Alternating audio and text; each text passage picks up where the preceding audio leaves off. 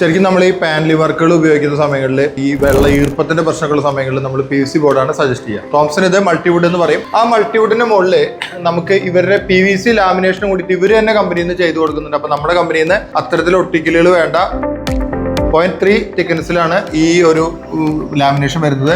ഇതിനെ ഒരു ടെക്സ്ചറൊക്കെ നമുക്ക് തന്നെ ടച്ച് ആൻഡ് ഫീൽ കിട്ടുന്നുണ്ട് കേട്ടോ. അപ്പൊ ഇത്തരത്തിലുള്ള ഈ പ്രൊഡക്റ്റ് ചെയ്യുന്നതിന് വേണ്ടി 60 രൂപയാണ് നമുക്കൊരു സ്ക്വയർ ഫീറ്റിന് സ്പെൻഡ് ചെയ്യേണ്ടി വരുന്നത്. നമ്മൾ പറയുന്ന കളറുകളിൽ അല്ലെങ്കിൽ ഇവരുടെ അടുത്തുള്ള ഏത് കളറാണോ ആ കളറിൽ നമ്മൾ പറഞ്ഞു കൊടുത്തു കഴിഞ്ഞാൽ സെലക്ട് ചെയ്ത് കൊടുത്തു കഴിഞ്ഞാൽ ആ കളറിൽ നമുക്കത് കിട്ടും.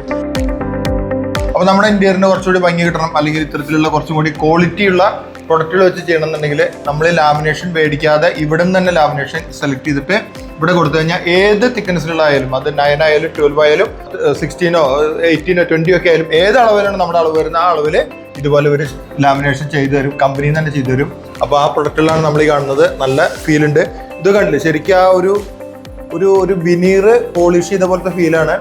ആ വിനീർ പോളിഷ് ചെയ്ത ഫീലും കിട്ടും. അതുപോലെ തന്നെ നമുക്ക് ലൈഫ് ടൈം മെയിൻ്റെനൻസിന്റെ ആവശ്യമില്ല, ഈ പോളിഷ് ചെയ്യേണ്ട ആവശ്യങ്ങളൊന്നുമില്ല. പത്രത്തിൽ പ്രൊഡക്റ്റുകൾ കൂടി ഇന്റീരിയർ രംഗത്തുണ്ട് എന്നുള്ള അറിയാതെ പോകരുത്. ഇന്റീരിയർ ചെയ്യുന്ന ആളുകൾക്കാണ് ഏറ്റവും കൂടുതൽ ഉപകാരപ്രദം ആയിട്ടുള്ളത്.